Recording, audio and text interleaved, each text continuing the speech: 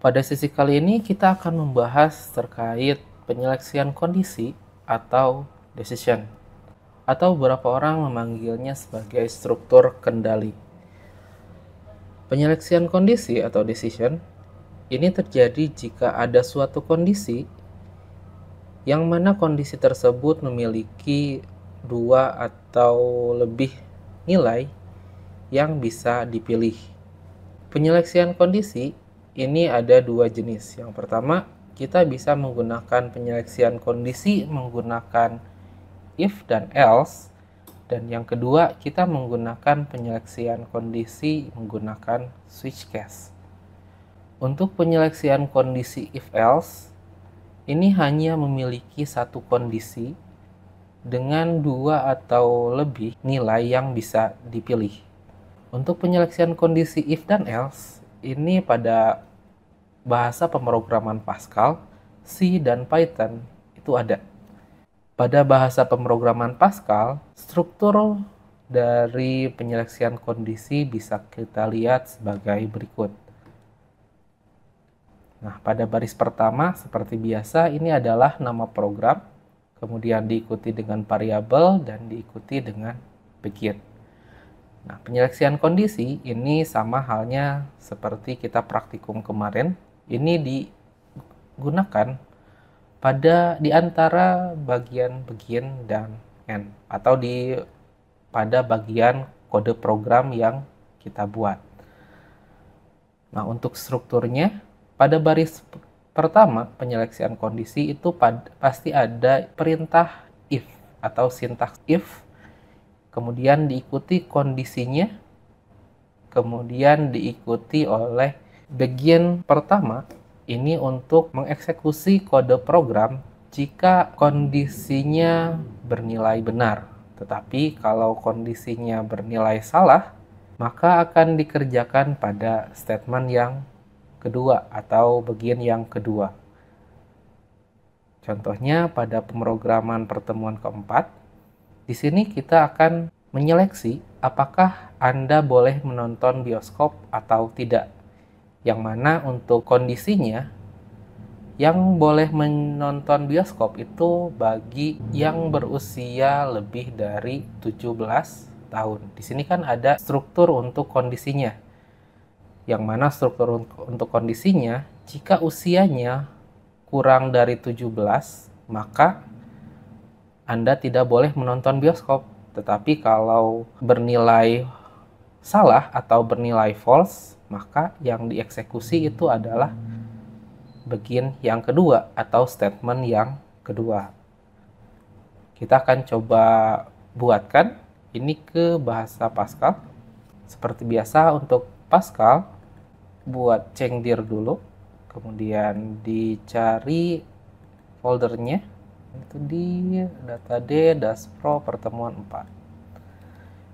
Nah, saya buat satu lembar kerja baru. Pertama-tama kita buatkan nama programnya. Program. Kemudian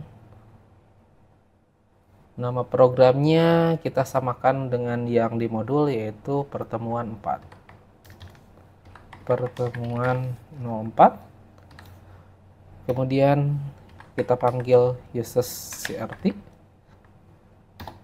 Kemudian kita buatkan variabelnya, yang mana untuk variabel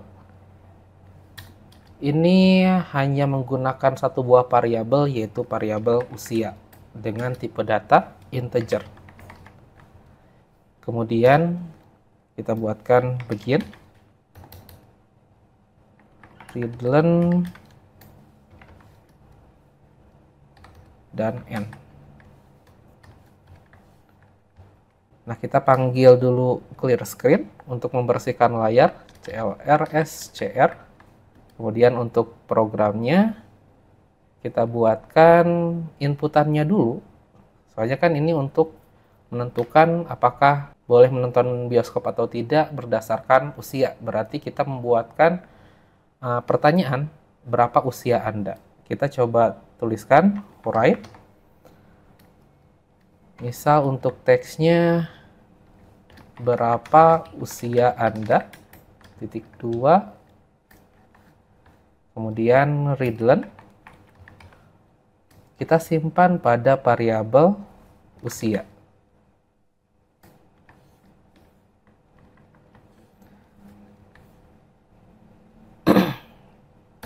Nah, untuk inputan ini sudah selesai. Kita hanya menggunakan satu buah inputan untuk menyimpan data usia. Baru kita buatkan penyeleksian kondisinya. Di sini kita penyeleksian kondisi. Untuk penyeleksian kondisi pasti dimulai dengan statement if. If jika usia kurang dari 17, maka, dan itu kan maka ya, maka begin. Terlalu panjang, saya buatkan spasi aja kayak gini. Begin, kita buatkan statement true yang, atau statement yang pertama yang bernilai benar. Jadi kalau misalkan kondisi ini bernilai benar, usianya di bawah 17 atau 17 tahun, maka statement ini yang akan dieksekusi. Untuk statementnya yang dieksekusi itu adalah, kita tampilkan teks saja, readline. Misal Anda boleh, di bawah 17 ya, Anda tidak boleh menonton bioskop. Kita coba begini, kemudian end. Kemudian kita buatkan untuk statement yang kedua. Statement yang kedua dimulai juga dengan begin. Kemudian untuk statement yang bernilai salah, atau kalau usianya di atas 17 tahun, seperti 18, 19, dan seterusnya, maka statement ini yang akan dieksekusi. Untuk statementnya itu adalah readline, Anda boleh menonton bioskop. Kemudian diakhiri dengan end. Oh, ada yang kurang. Di sini else-nya belum. Nah, di sini ada satu buah kondisi, yang mana kondisi ini adalah jika usianya kurang dari 17. Nah, ini adalah yang dinamakan kondisi. Kemudian kalau bernilai true, maka statement yang pertama yang ini yang akan dieksekusi. Maka teks Anda tidak boleh menonton bioskop ini akan muncul. Tetapi jika usianya di atas 17, maka statement else ini yang akan dieksekusi, sehingga akan memunculkan teks Anda boleh menonton bioskop. Kita coba jalankan. Misalkan pertemuan 4. Terus ada yang salah. Oh, ini kurang titik koma. Ini zoomnya terlalu gede. Saya zoom out dulu. Nah, ketika dijalankan, itu si program akan menanya berapa usia Anda. Misal usia saya itu adalah 15. Sebentar. Misal usia saya adalah 15, maka Anda tidak boleh menonton bioskop. Tetapi, jika usia saya itu adalah 18, atau saya memasukkan 18, maka Anda boleh menonton bioskop.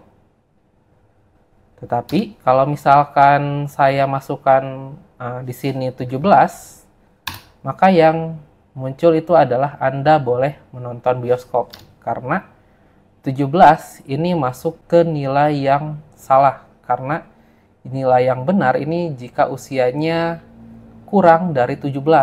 Dikarenakan 17 ini tidak kurang dari 17, maka yang akan dieksekusi itu adalah statement yang kedua. Berbeda halnya ketika kita menambahkan sama dengan di sini. Kalau kita tambahkan sama dengan, maka Jika usianya kurang dari atau sama dengan 17, maka yang akan dieksekusi itu tergantung dari inputan ya. Kita coba. Tadi kan 17 boleh menonton ya. Kalau saya tambahkan sama dengan, maka akan berbeda. Hasilnya akan Anda tidak boleh menonton bioskop. Nah, untuk statement if dan else yang ada pada Pascal itu seperti itu. Jadi, pada statement if, pastikan untuk kondisinya, kalau kondisi ini bernilai benar, maka statement yang pertama itu yang akan dieksekusi. Kalau bernilai salah atau false, maka statement yang kedua yang akan dieksekusi. Kemudian kita akan maju ke bahasa pemrograman C. Untuk bahasa pemrograman C juga hampir sama dengan Pascal. Cuman yang membedakan pasti sintak dari programnya. Untuk C itu statementnya sama, kita menggunakan if, kemudian diikuti oleh kondisinya, kemudian diikuti oleh kurung kurawa buka dan kurung kurawa tutup. Sebagaimana kita ketahui, kalau misalkan di Pascal, itu menggunakan begin dan end. Kalau di C itu menggunakan kurung kurawa buka dan kurung kurawa tutup.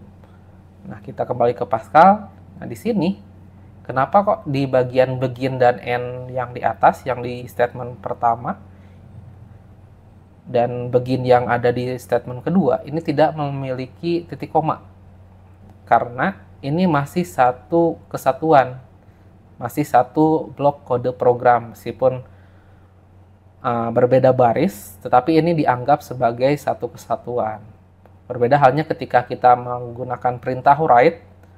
Ketika kita menggunakan perintah write, akhir dari baris itu atau akhir dari string yang ini pasti diikuti oleh titik koma.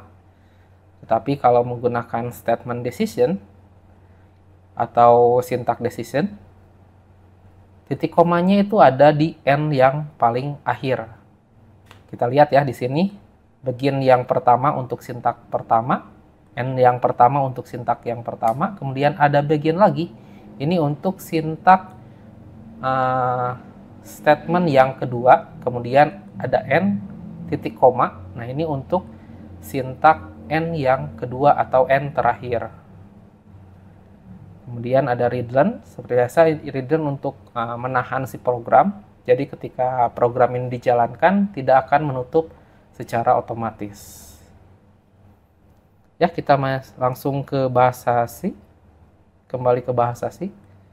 Untuk di bahasa C juga sama strukturnya, kita menggunakan if, kemudian ada kondisi, kemudian begin-nya menggunakan kurung kurawa buka, end-nya menggunakan kurung kurawa tutup, kemudian ada else, ini untuk statement untuk kondisi yang salah.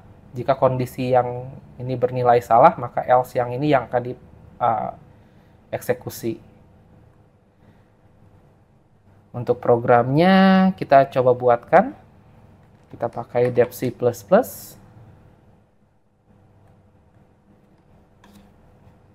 Langkah pertama dalam bahasa C, kita tentukan library-nya. Pagar, kemudian include. Untuk library yang kita gunakan yaitu stdio.h. Dan karena kita menggunakan Gauge nanti, kita pakai satu library baru, yaitu include conio.h. Kemudian int main.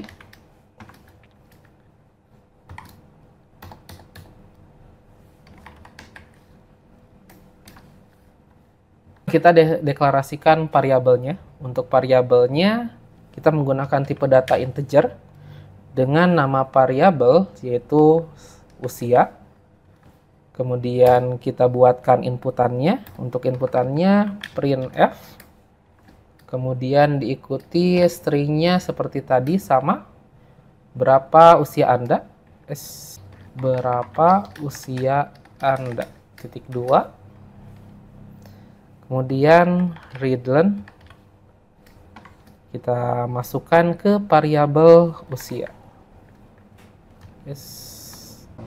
Bukan readlen ya, tapi scanf. Kemudian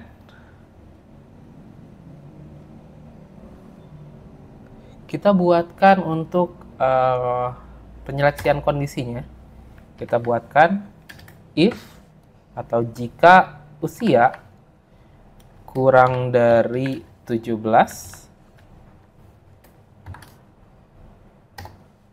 maka akan ditampilkan teksnya printf, Anda tidak boleh menonton bioskop.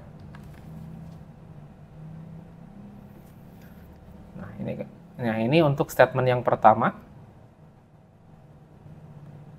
Kemudian untuk statement yang keduanya, ini ada di else yang ini. Kita tinggal tambahkan aja printf, Anda boleh menonton bioskop. Ini pakai titik koma, yang atas juga pakai titik koma. Nah, untuk statement if-nya itu seperti ini di bahasa C. Jika usia kurang dari 17, maka akan ditampilkan Anda tidak boleh menonton bioskop. Tetapi kalau usianya lebih dari 17 atau 17 ke atas, maka akan ditampilkan else-nya atau statement yang kedua. Kita coba jalankan. Ini terlalu jauh.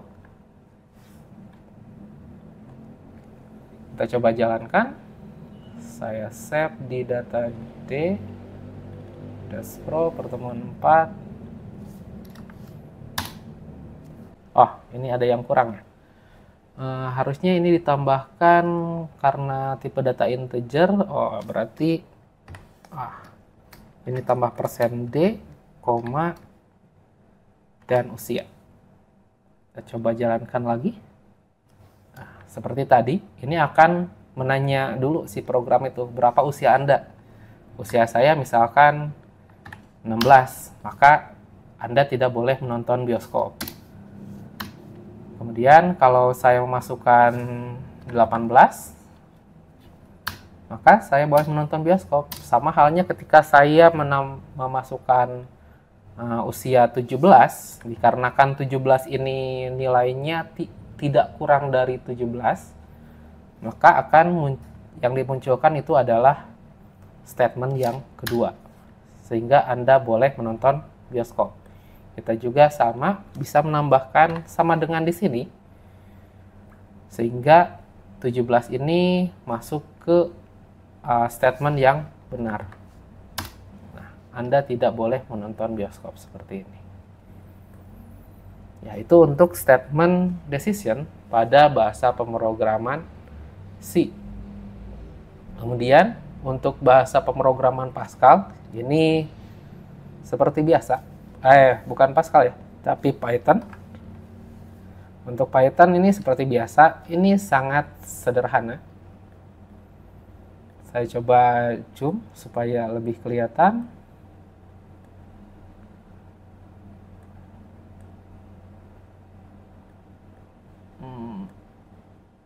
Coba 40. Nah, saya coba segini. Untuk pada bahasa pemrograman Python, kita nggak repot kayak tadi, harus memasukkan library atau menentukan nama program. Kita tinggal buatkan variabelnya dulu, dikarenakan kan kita seperti biasa tadi membuat inputan untuk usia ya. Berarti kita buat variabel usia, kemudian usia ini kita buatkan untuk inputan. Karena inputannya ini kita menggunakan tipe data angka, kita deklarasikan sebagai tipe data integer, kemudian input untuk perintah inputan, kemudian untuk teksnya seperti tadi kita samakan, berapa usia Anda. Titik 2, kutip, kurung tutup, kurung tutupnya 2 kali. Kemudian baru kita buatkan decision-nya. seperti tadi kita gunakan perintah if. Jika usia kurang dari 17, nah di Python ini menggunakan titik 2. Kalau di sini kan di C dan Pascal ini nggak pakai titik 2, tapi kalau di Python itu menggunakan titik 2. Ketika kita enter setelah titik 2, ini langsung dikasih indent ya. Jadi untuk decision di dalam Python ini bukan case sensitif sih, tapi sensitif terhadap indent. Jadi kalau indentnya atau di baris yang sama, di indent yang sama, maka ini akan dianggap sebagai satu statement yang sama. Tetapi kalau misalkan kita indentnya dihilangkan di baris kedua, maka ini akan baris kedua tersebut itu akan dianggap sebagai statement yang berbeda.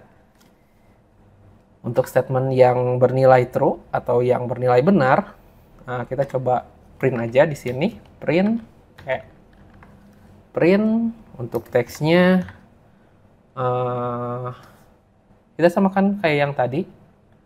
Misal Anda tidak boleh menonton bioskop. Yes. Nah, ketika enter, ini masih indent yang sama. Jadi, Anda harus hapus dulu indentnya. Tinggal Anda backspace aja ke belakang. Kemudian, Anda buat statement yang bernilai salah atau bernilai false, else. Kemudian titik 2, sama halnya seperti if. If itu diakhiri dengan titik 2 pada barisnya. Else juga diakhiri dengan titik 2. Sehingga nanti akan dikasih indent kayak yang di atas. Kemudian kita tambahkan print. Untuk teksnya, Anda boleh menonton bioskop. Nah, sudah seperti ini untuk di Python. Jadi, seperti biasa kita menggunakan variabel usia untuk menyimpan inputan, yang mana inputan ini akan dibuatkan sebagai kondisi. Kalau kita terjemahkan inputan itu seperti ini. Ketika program dijalankan dan kita memasukkan nilai di usia ini adalah 16 kayak tadi, maka di bagian if ini akan dijalankan seperti ini. If 17 if 16 kurang dari 17, maka nah ini kan ada satu kondisi ya. Jika 16 kurang dari 17, maka ada di sini statement yang ke-1. Ini yang bernilai benar. Tetapi kalau untuk yang salahnya ini ada di else. Ini ada di statement yang kedua. Nah, ketika program dijalankan dan kondisi ini diperiksa, yang mana dari kita lihat aja ini sudah pasti bernilai true ya. Jika 16 kurang dari 17, maka 16 itu memang nilainya kurang dari 17. Itu bernilai benar. Maka kalau benar, itu statement yang pertama yang akan dijalankan. Tetapi kalau kita isi di sini 20, yang mana ketika si program ini menjalankan, jika 20 kurang dari 17, ini kan kondisinya pasti bernilai salah ya. Karena ini bernilai salah, statement yang pertama ini akan dilewat dan akan masuk ke statement else atau statement yang bernilai salah. Sehingga akan memunculkan print Anda boleh menonton bioskop. Kenapa? Karena usianya lebih dari 20 atau karena kondisi ini bernilai salah atau bernilai false. Ya, mungkin seperti itu kalau misalkan kita jabarkan ketika program ini dijalankan. Kita coba jalankan aja di sini.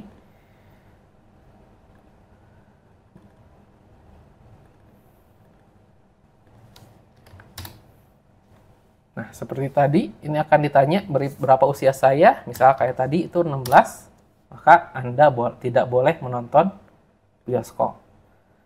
Ketika saya memasukkan tadi 20, maka Anda boleh menonton bioskop. Ketika ini saya tambahkan sama dengan juga bisa. Yang mana kalau misalkan sama dengan, maka usia 17 itu tidak boleh menonton bioskop karena 17 itu sama dengan 17, itu nilainya pasti bernilai true atau benar.